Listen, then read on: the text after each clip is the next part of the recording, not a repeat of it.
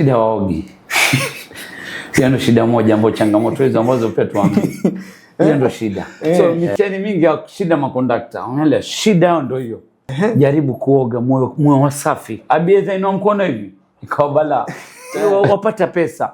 Yeke msafi kidogo. Umeelewa? Ogeni muwe clean. Piga mswaki. Si asubuhi wewe washinda abiria wao pesa kwa abiria mfunga mlango. Ukitaka kuchukua pesa kwa abiria nyuma. Bro. Assalamu alaikum wa rahmatullahi wa barakatuh. Mpenzi mtazamaji wa TV yako ya Halal Charity TV. Alhamdulillah rabbil alamin. Hii leo tunakaribishia moja miongoni mwa watu maarufu ambaye kazi yake pengine si ya kawaida, lakini kwa leo tutajua hadithi na safari yake ya leo si ya kawaida na si kazi ndogo na wala si jambo dogo. Inshallah tungependa kusikia kutoka kwa dereva wa matatu maarufu anayejulikana kama Sabri King. Karibu sana. Shukran. Jitambulishe inshallah watazamaji wakujue. Assalamu alaikum wa rahmatullahi ta'ala barakatuh. Majina yangu nafikiri ni Sabri Yazid. Normal jina wanaita Sabri King Mtwapa. King inshallah. Yeah. Wananitambua kama Sabri King dereva Mtwapa. County 001. Mashallah. Sabri, karibu kwa studio zetu za Halal Charity TV. Tunafurahi sana kukuweka hapa katika studio zetu inshallah.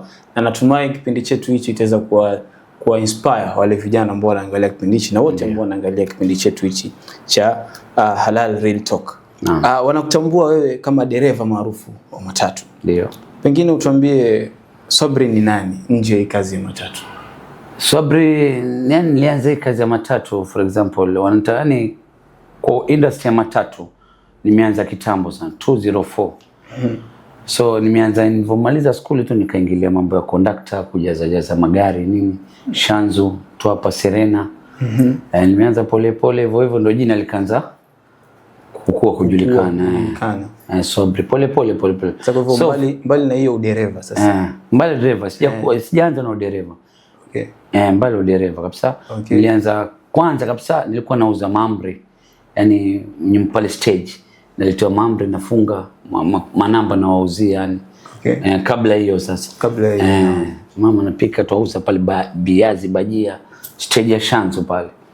Ndio pole nikaanza kujifundisha kujaza magari.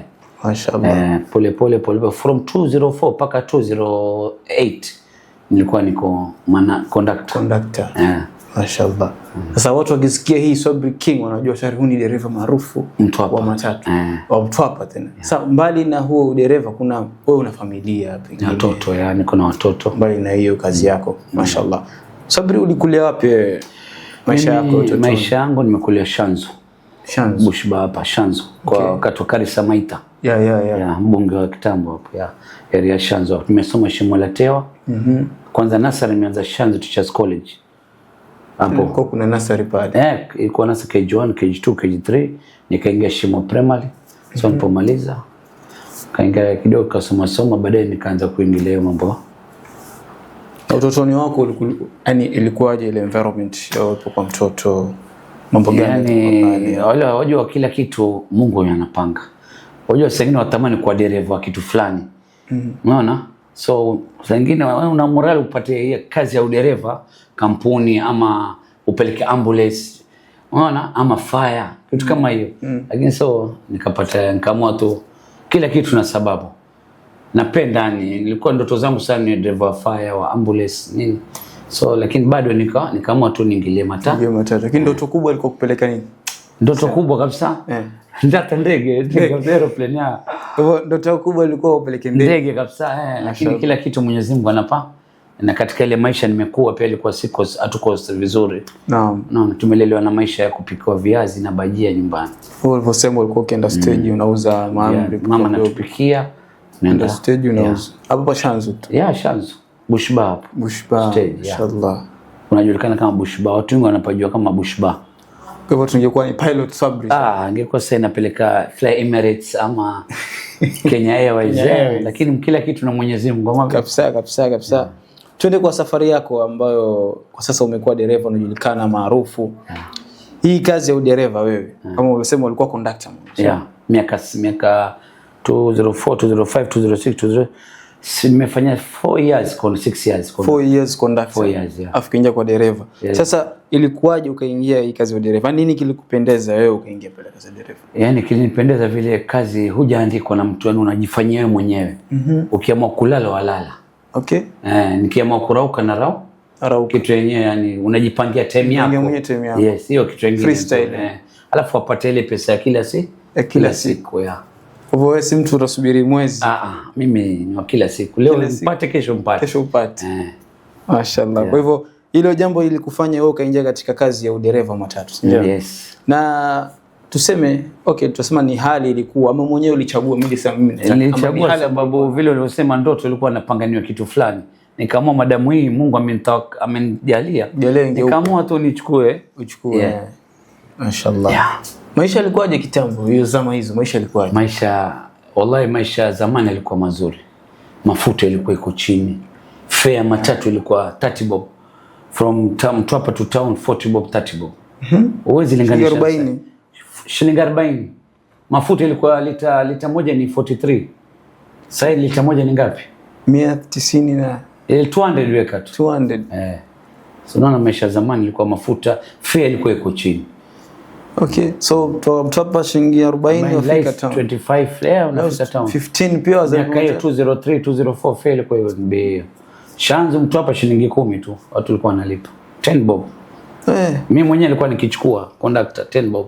Wote utembea na noti macoins silver tu. Hakuna noti, ilikuwa hakuna. Tulikuwa tunashikilia silver huku na huku. Mashaallah. Kwa hiyo maisha zamani kwa matamu. Mazuri sana. Pengine swali kwa wale vijana ambao wanaangalia wao maisha zamani yalikuwa vipi? Tueleze maisha zamani ukiwa na familia pengine. Yalikuwa yako vipi, ile pesa unatumia na sasa ukilinganisha? Iko tofauti sana. Sasa maisha yako juu. Sasa uweze acha nyumbani hata 1000 haitoshi. Haitoshi. Lakini zamani unaacha 1000 ukavuka wiki nzima ikatumika. Na ikabaki. Kulingana na ile bei ya mafuta pia vyakula kwenye maduka zilikuwa ziko chini ya. Mashaallah. Natamani ningekuwa niko hiyo time na mimi nijue. Nitake kujua. Kuna kitu nataka kujua hiyo zamani. Mahari ilikuwaje? Na vijana wengi wanalia kwa mahari iko juu sana siku hizi. Mahari ilikuwa kirahisi sana. Maelewano tu. Yaani kitu ya kusia kuweka kati pesa fulani. Ile kukaa chini. Maelewano tu. Hata wenyewe pia fikra zao zilikuwa ndogo sana. Sasa wengine watoto wao wataka makubwa sana. Maisha yamebadilika. Hapa hisia wajaribu Mashaallah. Yaani with time mambo yanabadilika. Kila kitu maisha ya leo haiwezi kuwa kesho. Yaani ya jana yanakuwa tofauti kabisa. Tukirudi katika barabara na mambo na matatu. Je, wakumbuka siku yako ya kwanza ukipanda ile gari matatu umekaa? Nasema leo ndo mimi nasubia squad yangu naenda zangu Boga Twende Town. Nakumbuka ilikuwa 208. Mwezi ilikuwa kama Disemba. Nilikuwa naachiwa polepole. Naanza kwenda town, napewa gari kuanzia Shanzo polepole. Na ilikuwa Sunday. Sipewe kila siku. Kila Sundays sababu hakuna magari mengi. Tulikuwa tunatoka polepole. So from that time 208 paka leo napeleka route ya Mtwapa. Sijaenda route nyingine. Yaani Mtwapa town. Hiyo ndio route yangu. Sasa ndio na abiria wamenizoea. Kuzoea. Umesema ulikuwa conductor. Yes. Je, kabla hujaingia kwa uendeshaji wa magari ulienda driving? Nilikuwa driving. Okay. Driving inaitwa Ndovu Driving School. Ndovu Driving School.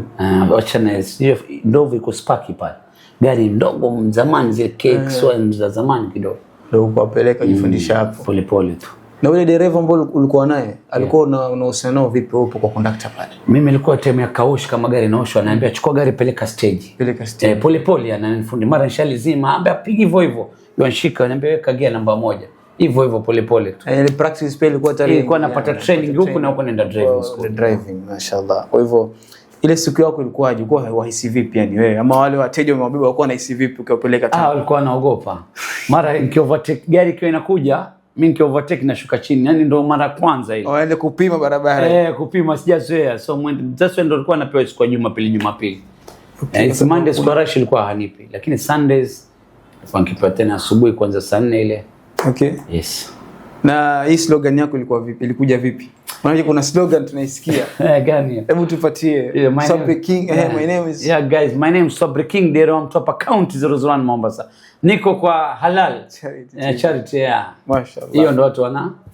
Mimi niko na swali kwa Dereva Mtwapa County 001. Naam. Mtwapa wengi wanasema iko County 003. Sasa unajua hiyo ni kama ile yani ni kama vile mimi napenda kuongea. Okay, ni 003 kweli. Lakini ukija ulinganisha zote ni Mombasa yote. Lakini zimegawanyika. Ulikule Shanzu ni Mombasa. Naiona kama iko, lakini mwisho 001 ni pale Shimo la Teo. Bridge, because county tunalipa hii county ukiingia unalipa sticker nyingine ya kwa contact Kilifi. Ukiingia Mombasa so ile ni slogan yangu tu kuitaja, cause mimi naingia Mtwapa naingia so nataja zile county zote ambazo nafanya nazo. Yeah, that's why napenda kutaja county zote. Wengi wanachanganyika amba Sabri no county 003 haiwezi kwa 001. Lakini hajui mimi namaanisha kwamba mimi napita 001 ndo naingia 003. Slogan yako ulibuni lini ama kama unaweza kumbuka ulibuni lini? Ni siku ile kitambo kidogo. TikTok zikianza hapo. Ilipoanza pole pole nikaona pia hakuna msemo kama huo Mombasa. Kwa hakuna Sabri ni mmoja. Mimi alafu dereva na chaja ni mimi. Wako madereva lakini kutaja slogan kama hawawezi. Ni ngumu ni kupeleka gari basi. Unaelewa watu wa video wakicheza kwenye magari. So na ile kama nitaje mabarabara. So napenda kuangalia ile ubunifu kwa hivyo ulikuwa tofauti na wale wengine. Mashaallah. Tukienda katika barabara hizi kuna lazima yani kazi yoyote kuna changamoto ndani yake. Naam. Na nataka tuangazie wewe mwenyewe changamoto gani ambazo yani kama kadhaa kubwa ambazo umlipitia wewe katika hii kazi kivyako. Sengine kuna timu abiria wanasumbua, unashindana nao. Kuna sengine labda kusufea, kuna sengine mtu anaangusha kitu, amepoteza kitu kwenye gari, mara una gari inashikwa, unasemekana za kuwa mlichukue. Yani kuna mitihani inapitia mingi. Unaona? Mambo mengi yanapitia kwenye barabara. Sengine kazi pengine hakuna. Mara mtu anakuchezea rafu barabarani, unateta kumbe ni mkubwa fulani. Yani mambo mengi mitihani. Shonyonge kidogo. Ni kawaida. Je, kuna wakati ulifikia mwenyewe katika hizo changamoto zako ukasema mimi nakata tamaa hapa, yani nimefika ni hii kazi ya udereva kidogo? Nilikuwa wakati nikata tamaa ilikuwa ni like 1 year back, nilikuwa niamua nataka kwenda kwa mabasi. Sikukata tamaa kwamba nataka upgrade niende kama kampuni ya Dreamline. Mimi mwenyewe na prefer Dreamline. Umeelewa? Because basi zao ziko very clean na zina customers, yani ziko safe. Mimi napenda mimi matatu ingekuwa basi na nahitaji which company naweza nataka kwenda kufikiria kwenda ni Dreamline. Umeelewa? Cause nimependa ile kampuni na zile basi ziko. Kwa hivyo ulikuwa unataka kuacha matatu sema mimi ama matatu tunachokesha ama labda ile kipato pia kidogo. Yani kipato kidogo alafu kulingana na maisha sasa yamepanda, mafuta iko juu. Ile mishahara tupata mwanzo sasa hatupati. Kama hatupati. Ngumu sana. Pia fare abiria ni ngumu kama hiyo kulipa 200 town inakuwa ni ngumu sana. So changamoto yani inaumiza watu wote kuanzia dereva, abiria mpaka watoto wa school yani. Kuna kasumba watu wanaona dereva matatu bwana wana pesa, dereva matatu vipi? Ni kitu gani yani hawa jamaa hawaoni kuhusu maisha ya dereva matatu? Wajua wakiona conductor ameshika pesa hivyo ona zote ni zetu. Wale waona 1000 zimefungwa hapo, wanaona zote zinaenda kwa kwako. Kuna mafuta, kuna hesabu ya gari. Unaona? Lazima wajaribu kuelewa. Hesabu ni nyingi. Ikibakia maybe shilingi 1500 alhamdulillah. 750. Kipato chetu ni kile kidogo kulingana na mafuta yamepanda. Zamani nilikuwa tunakunywa 1000. Sasa hii mafuta kabla hajapanda nilikuwa tunakunywa 2500 asubuhi. Sasa 3. Sasa tunakunywa 35. Hiyo ni 1000. Imeongezeka 1000. Unaona? Sasa 1000 imeongezeka, ni nyinyi abiria mnaongeza 50 ama 30. Tunajaribu kuigawanya. 500 inalalia kwa abiria, 500 inalalia kwetu. Obviously automatically inakuja hiyo. Na mwenye gari hawezi punguza hesabu yake ni vile. Sababu nasema spares zimepanda. Unaona? Usiye kwa kilaka na kwamba nyongezeni fare. Kiongeza fare abiria yako unakosa. Ni ngumu. Hakuna mtu azalia abiria, hakuna abiria mgeni. Abiria ni wale. Tunawachukua kutoka town jioni tunawaregesha kabisa. Kwa hivyo ni mingi hawa jamaa wakiona conductor ameshika zile pesa jamaa matajiri sana. Ni kama vile pesa unatoa mafuta, ufanye kazi nini. hivyo expenses nyingi zinaisha. Ikifika jioni inabakia. Tunashukuru Mwenyezi Mungu sababu tuna afya yetu alhamdulillah. Alhamdulillah. Hakuna utajiri mzuri kama afya pia. Alhamdulillah. Naam. Tukiendelea katika maswali yetu haya na kipindi chetu hichi cha Halal Real Talk. Kuna changamoto hizo ambazo bado tunaongelea. Hawa madereva kwa ujumla, awe dereva wa matatu, awe dereva wa tukutuku, pikipiki, yani wote kuna changamoto nyingi wanapitia. Changamoto nyingine vitu nataka kuaddress hapa. Mimi changamoto ambao wanazopitia hawa madereva tuktuk, hata juzi nimesikia like 2 days back. Shida ya madereva tuktuk bodaboda documents. Okay. Unajua utamwona polisi anakuharas. Lakini kuna makosa. Sisi tuko barabarani. Unaelewa? Matrafiki tunafanya nao kazi vizuri. Hakuna polisi hata kufuatilia kushike bila makosa. Kweli. Sawa bro. Kweli. Okay fine. Anakusimamisha na kuangalia akiangalia insurance yako mbele zile fake. Akipiga kwa simu haionyeshi. Sasa ukishikwa unalaumu polisi. Wallahi matraffic lights, unaona pale lights. Hawa ndugu zetu wanaopeleka motorbike delivery, sasa hivi hawana hata leseni. Mimi nakwambia, but vile wanavyoongea wale matraffic wanajua vijana wanatafuta kazi, wanawaachilia. Kuna traffic pia wanawalomu wao, mtu yuenda tu paka damu, anasaidia dereva wa matatu. Iko kama ule angalia utasearch traffic moja inaitwa huyo Mugambi town. Anatoa paka damu yake. Anaenda unaona? Dereva wa matatu akifa, matraffic wale wanachanga, wanatusaidia. Analeta. Sasa leo kila mtu anamlaumu, wewe umefanya makosa, umepiga U-turn. Okay, changamoto wanapitia sababu makosa yao. Mimi na leseni yangu na vibali vangu, mbona sisumbuliwi? Na nafuata sheria. Changamoto wanafanya wao ni mtu hana klasi imegongwa kwenye show. Tuk nini? Unaona kishiko anaona kama anaonewa. Unaona? Hiyo ndio makosa yao wanafanya. Hizo changamoto wanapitia hivyo. Mtu anabeba watu excess, bodaboda watu 4 nyuma. Wewe utarajia vipi? Lazima utashika. Maana hiyo ni makosa. Wewe pita na motorbike pale, uwe na driving lesson, uwe na helmet, uwe na kila kitu kama utasumbuliwa. Wewe sumbuliwa. Angalia huko sawa kila kitu. Mimi naona hakuna makosa kwa matrafiki wetu. Hivyo kuna ile wanawasingizia ama wanawekelea. Kama wanawekelea sababu ni vile wanataka kufanya vile wanavyotaka wao. Umeelewa? Wafanye vile ni mimi. Sisi tunapeleka kwao. Ushakusikia matatu zikifanya mvutano kama hivi baina ya tuktuk na bodaboda ni ngumu sababu matatu zina inspection, insurance, document. Mimi na leseni yangu ya matatu ina muri yangu ya matatu. Hao jamaa wanaangalia leseni kama wewe unapeleka tuktuk una leseni. Utaona amebebana huku na huku kwa tuktuk. Huku mmoja amekaa huku, mmoja amekaa huku lights. So ukishikwa unamlaumu traffic. Traffic ana makosa. Anafanya kazi yake. Umeelewa? Kweli. Nafikiri umepata point yangu. Nimepata kabisa. So ni kama wanawekelea tu kuwasingizia. So mimi ningeomba tu watu wafuate sheria tu. Sheria ikifuatwa kila kitu inakuwa sawa. Hakuna mtu atakuwa anamsumbua mwenzake. Hakuna. Polisi itakuwa rahisi pia. Maana polisi sasa hii wallahi wana kazi ngumu. Ni binadamu kama sisi. Wanatafuta zao na wana control magari. Wewe angalia kama Bombolulu kuna jam sasa hivi. Wanakaa paka saa 6 usiku ma traffic pale. Sababu ya jam na hakuna kitu inafuatiliziwa. Mashimo barabara hakuna kitu mtu anafuatilia. Kinja kwa masuala barabara vipi barabara hakuna kitu inaendelea.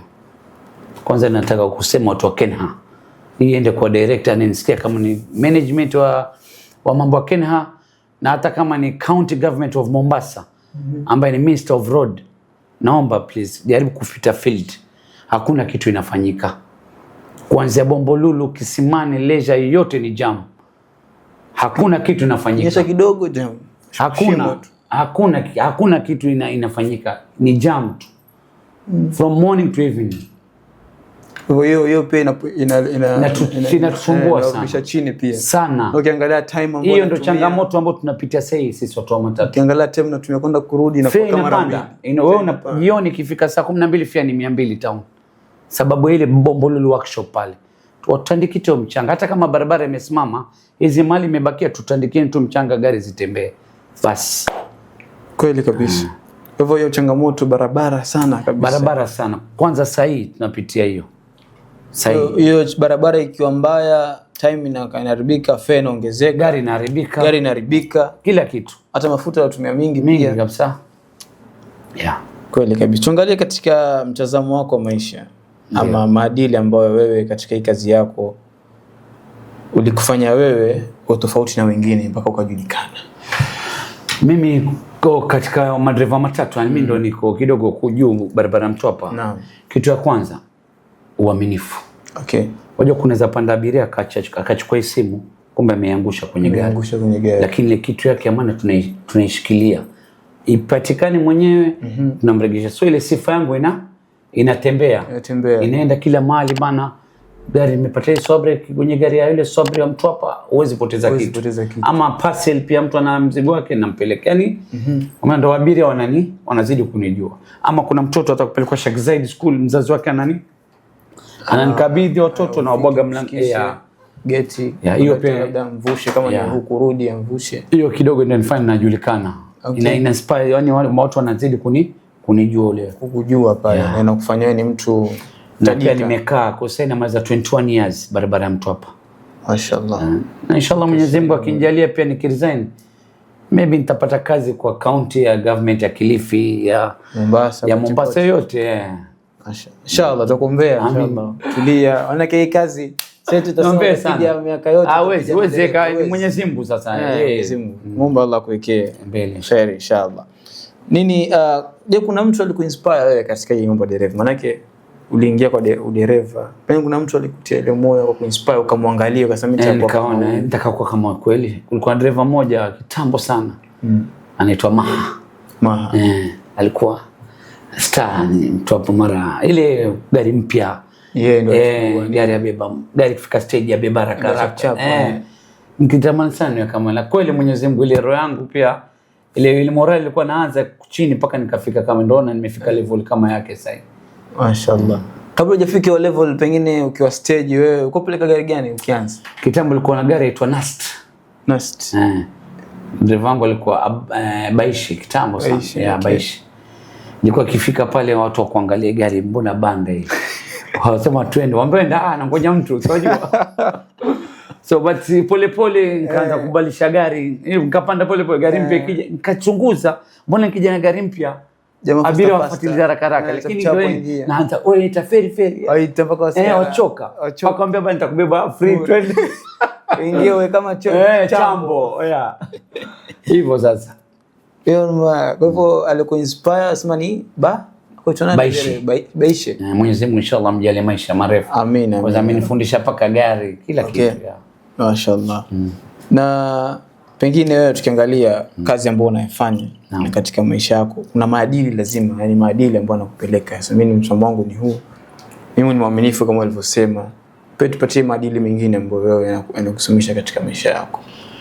Yani kwa safety barabarani, kwa kuchunga, yani ukibeba abiria. Kwa sababu abiria hii ni barabara. So abiria wanapenda mtu kidogo yuko very careful barabarani. Na unafika in time. Okay. Unaona? Unaenda unarudi, yani ni hivyo tu. Wanakuzoea wale abiria wakishajua uswabri saa 1:30 kwa mtu hapa. So wananisubiri tu. Wanategea tu. Kwa sababu abiria kila stage. Ukiangalia Saga pale na abiria watatu, Shanzu Water, bodaboda. So nina customers, unaona? Mimi gari yangu inaja na simu. Niko tofauti na watu wengine. Okay. Na abiria paka wengine walipa kwa mwezi. Unaona? So unaona niko different kabisa. Bora gari lazima upande. Upande. Ushamalizana na wewe kwa mwezi. Nalipa every month. Lazima nitambeba 7:30 kifika 6 iko tona narudi nayo. So I have to meet neck and time. Ndio niko tofauti na madriver wengine. Kwa lazima uweke time, yani una watu wako ambao lazima yani hawa ni wabebe, hawa ni customers wa kila siku. Lazima. Mashaallah. Katika hii nidhamu uliyosema ya barabarani, huwa kuna pressure sana. Wa maintain vipi? Sana ndio nilivyokueleza jam. Na najaribu keep time. Naweza kama ninge na barabara Nyali. Nikimbie jam. Nipate kupata wale customers ama niamue ningeje na utangi. So naona teza ndio inapita mitemi ikishika jamu ikifunga na iba overlap kidogo. Unaona?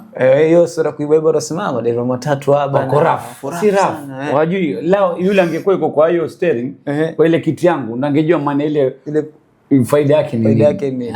Sasa kuna watu kwenye wanakupressure pia. Sema time tutachelewa. Sasa mbona leo umesimama hivi si kawaida. Melala stage sana. Sasa ndio hapo natamani iwe ndege iruke.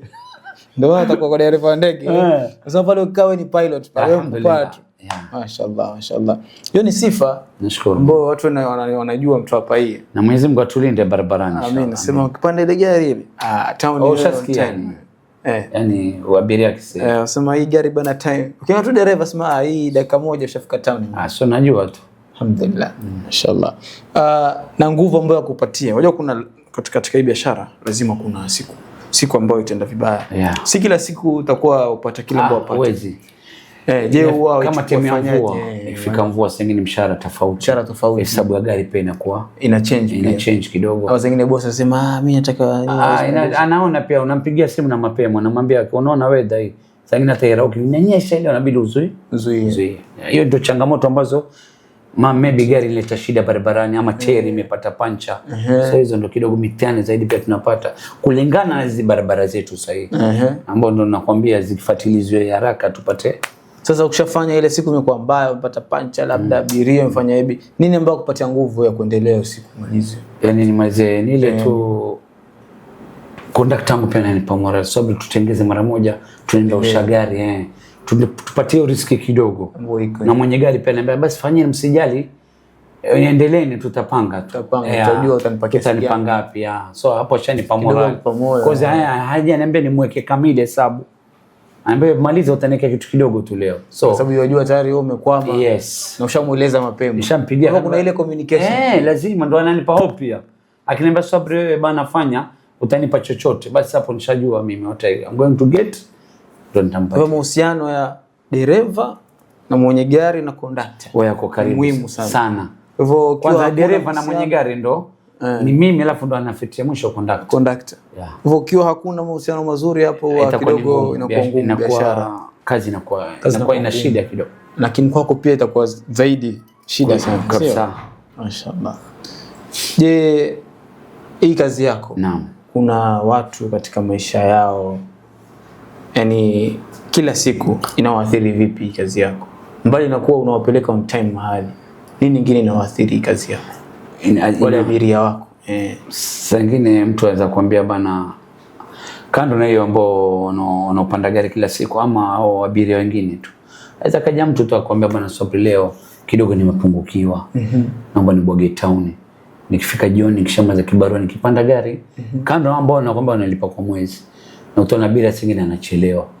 Unampigia simu huko haingii kumbe haendi unamsubiri unaona so wana mitihani yao pia abiria ama unamwekea nafasi ukifika hajafika unaona umeacha abiria Mtwapa bwana wafika Shanzua kumbe haendi Vipi tuongelea kuhusu katika mambo ambayo yanaendelea katika barabara hizi wewe ukiwa ni mtu umekaa barabara miaka 21 sio vipi hizi ajali za barabarani utasemaje kuhusu hizi ajali za barabarani zinazofanyika pengine uzieleze afu tueleze pengine njia gani na kuzipunguza hizi ajali njia yani ajali sasa kulingana barabara yetu ya Mtwapa zimepungua sasa sana ni bodaboda bodaboda sababu wanavoingia ghafla wanaingia ghafla kwa upande wa matatu hii barabara sijaisikia kwa sasa si miaka ile ya mwanzo kwa sasa sijaona ajali ambayo imeua watu ni ngumu sababu kulingana barabara ilivyo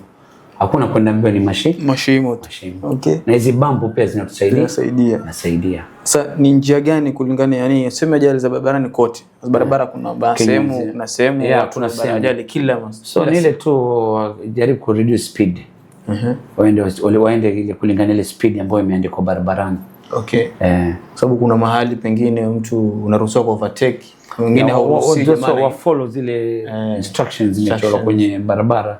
Kuna madereva wengi hawajaenda shule za wako obvious ndio nakwambia changamoto zinazopitia hawa madereva ambao hawana vibali wanasingizia hao mapolisi kwamba wanaone ile hali wao ni makosa ni kwa mtu atafanya ajali atakimbia hata ukiangalia mostly madereva tu wengi utaona wengine documents hawana wanafanya ajali na kwa issue jamaa anakimbia ama kwenye leseni hana ana hiyo muhuri wa kwanza tengeneza sasa wana claim traffic wanaonea polisi wana harasiwa ukisimamishwa simama sio unakimbia na tuktuk na ama Honda ama matatu pia unakimbia unaona both of those drivers umeelewa So ni ufuate sheria tu. Unajua ukifuata sheria, kazi utaiona rahisi sana. Uwe na kibali chako. Na ukisimamishwa na traffic, angalia kwenye ile kioo kwamba ile insurance yako iko, inspection iko, kila kitu sawa. Hakuna shida. Umeelewa? Yeah. Mimi sioni kama kuna shida katika hii barabara yetu. Hii barabara kuanzia Bezi hapa Mtwapa. Alhamdulillah. Sijaona ajali ambayo inaweza tushtua sahihi. Hakuna.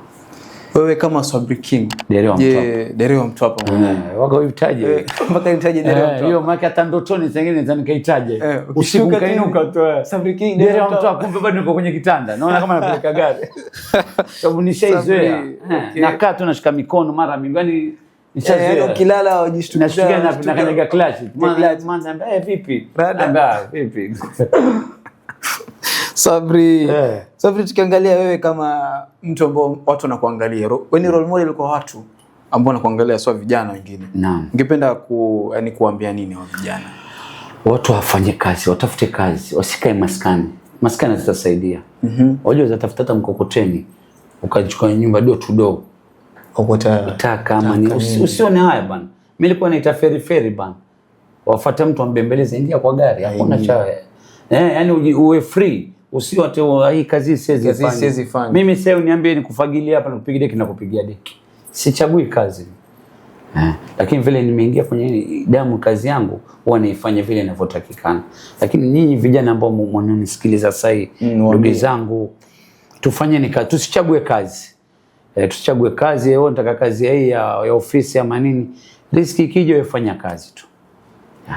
Kwa hivyo wengi hasa wanadharau kama ulivyosema, wanadharau kazi zingine na zingine. Ukisikia kazi ya kuokota taka kama ni, kuna wengine wanafanya.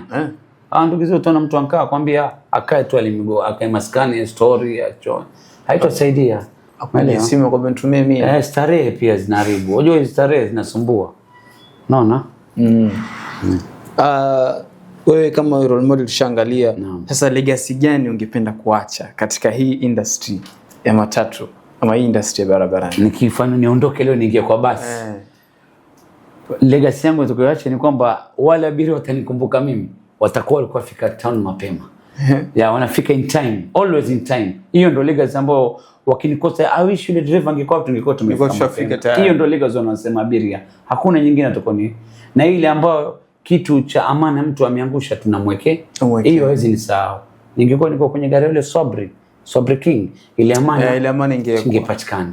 Kwa mtu akisahau hii barabara, mtu yote akisahau parcel yake, utaona tafutwa mimi. Atafuta wewe. Sababu mimi madereva gani kuna nini?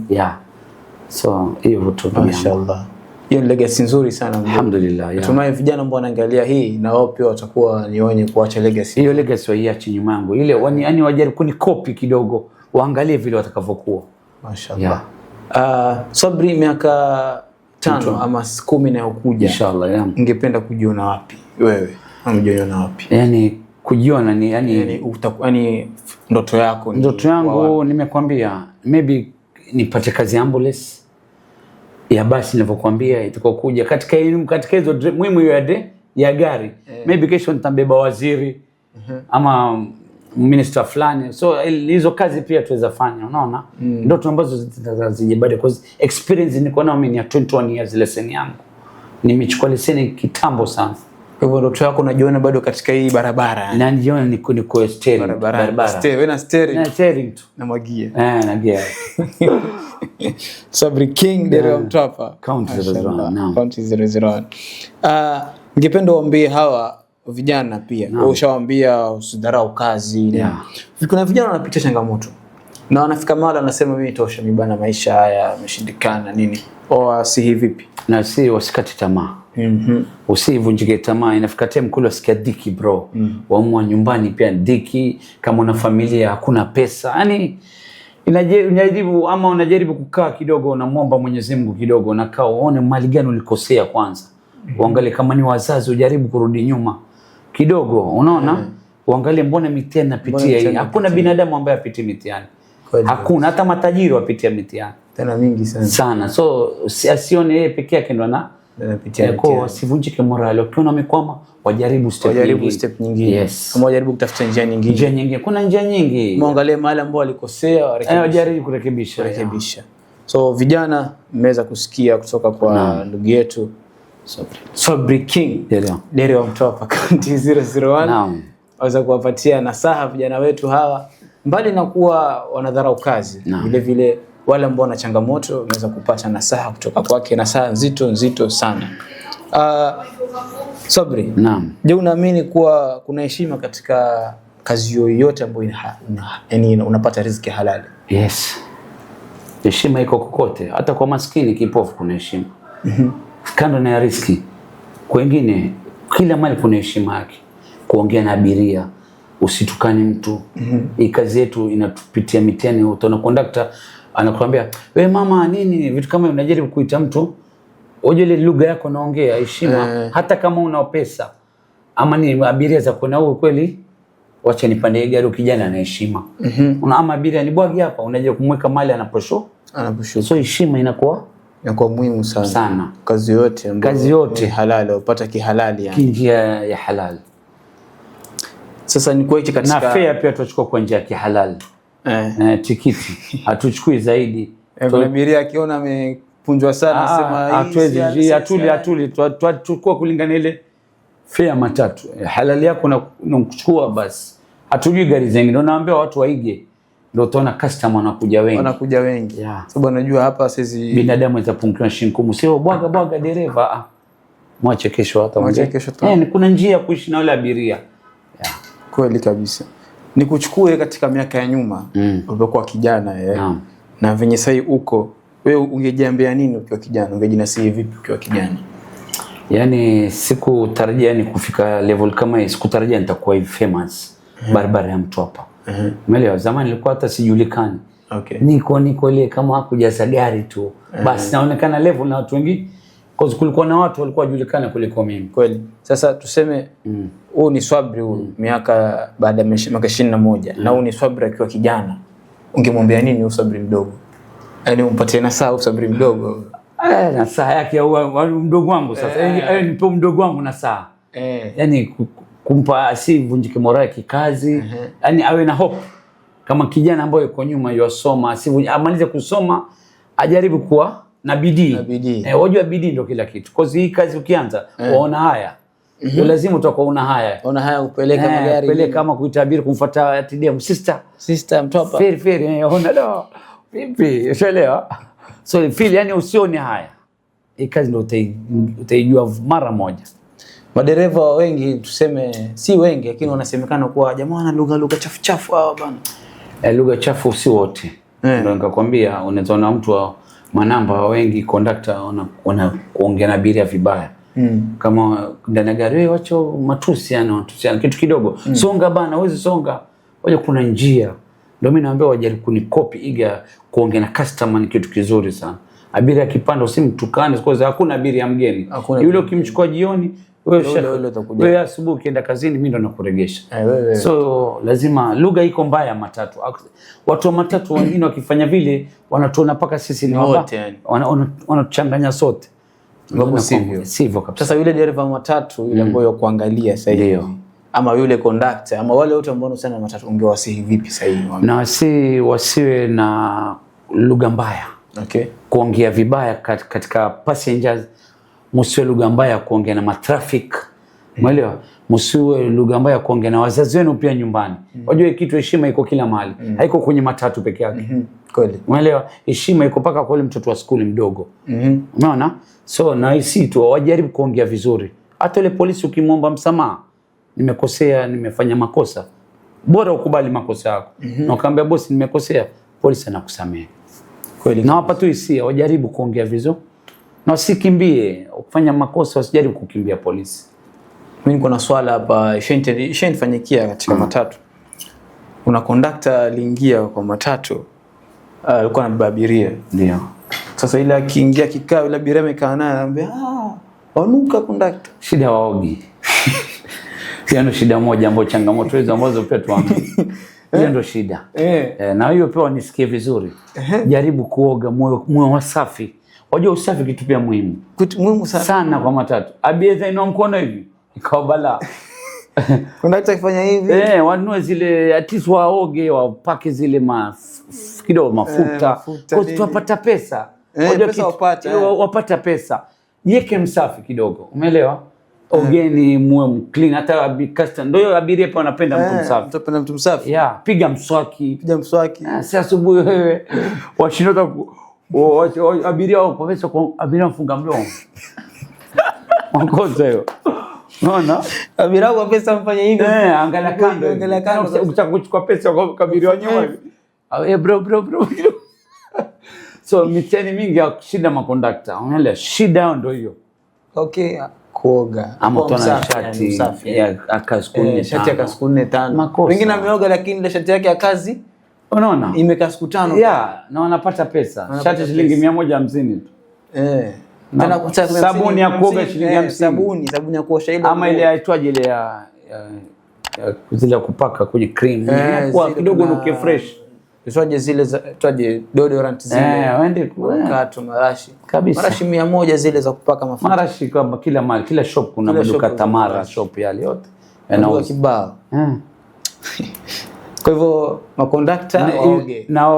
Makondakta wasafi. Madereva lakini vipi? Madereva alhamdulillah si wengi. Utasikia madereva complain. Cause ni ngumu. Kwa dereva anajielewa. Baadhi wako semi wote. Wengine labda shida, wengine ni walevi.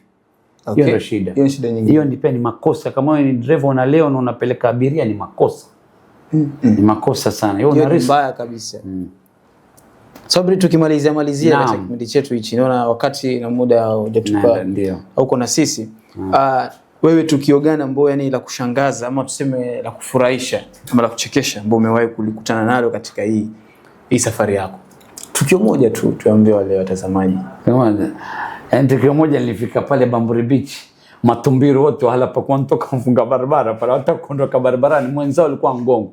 Yaani sasa kile tukashua hataki kuondoka barabarani. Wanasimama paka ule mwili wao tuushike tuwekeka. Hawataki kuondoka kabisa. Hiyo ndio kitu ambacho ilitokea Bamburi Beach.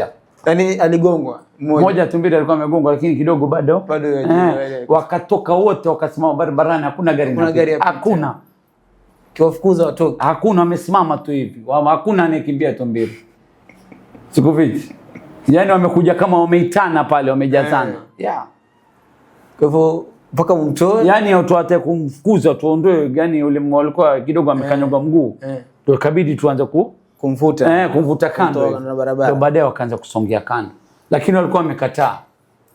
Mashaallah.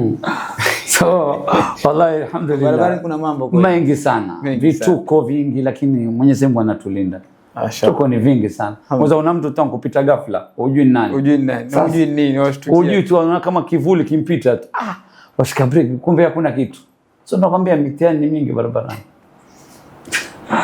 Kweli kabisa. Alhamdulillah, natumai tumefikia mwisho kwa shukrani maongezi yetu haya na wapenzi watazamaji wanaangalia kipindi kama hichi. Huyu ni Sabri King Dero wa Mtwapa. Dero wa Mtwapa County 001. My name is Sabri King Dero wa Mtwapa County 001 Mombasa. Mashallah. Na ni mtu ambaye ni dereva maarufu na ametueleza safari yake, ametueleza yeye ni nani zaidi ya kuwa ni dereva tu wa matatu pale. Na natumai mmeweza kufaidika kwa yale aliyowaambia na yale aliyosema, haswa kwa wale vijana, wale dereva na wale makondakta wa matatu.